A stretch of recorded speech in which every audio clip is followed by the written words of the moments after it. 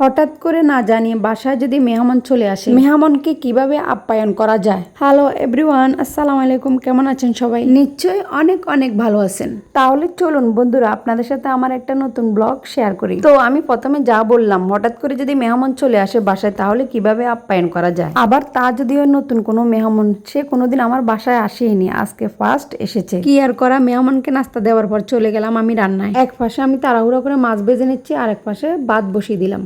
তাড়াতাড়ির জন্য ভাতের সাথে দিয়ে দিলাম 4টা ডিম সিদ্ধ। একসাথে ভাতও সিদ্ধ হয়ে যাবে, ডিমও সিদ্ধ হয়ে যাবে। আর ডিমগুলো সিদ্ধ হয়েও গেছে। এরপর আমি ডিমগুলো উঠিয়ে নিচ্ছি। তাড়াতাড়ির জন্য আমার একসাথে 2টা কাজ হয়ে গেল, যেমন ভাতও সিদ্ধ হয়ে গেল আর ডিমও সিদ্ধ হয়ে গেল। 2টা কাজ আমার একসাথে হয়ে গেল। আর এখানে মুরগির মাংসগুলোকে প্রথমে কষিয়ে হালকা রান্না করছিলাম। রান্না করার পর হালকা বাদামি কালার করে ভেজে নিয়েছি।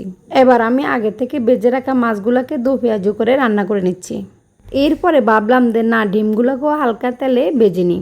ডিমগুলাকেও হালকা বাদামি কালার করে ভেজে নিলাম। এরপরে চিন্তা করলাম যে না, আর একটা আইটেম করি। এখানে বেগুনের ভর্তা বানিয়ে নিলাম, কেননা বেশিরভাগ মানুষের ভর্তা জিনিসটা খুব পছন্দ করে। আমি নতুন মেহমানের জন্য তাড়াহুড়া করে এই অল্প আয়োজন করলাম। আর আমার এই ছোট্ট ব্লগটা আপনাদের কাছে কেমন লাগলো কমেন্ট করে আমাকে জানাবেন। আমার এই ছোট্ট ব্লগটা আজকে এই পর্যন্ত। সবাই ভালো থাকবেন আর আমার জন্য দোয়া করবেন। আর সবাই আমাকে বেশি বেশি করে সাপোর্ট করবেন, কেননা ফেসবুকে একা একা কোনোদিনও সফলতা পাওয়া যায় না। সবাই সবাইকে সাপোর্ট করতে হয়, সবাই সহযোগিতা লাগে। তাই আমি সবার সহযোগিতা চাই।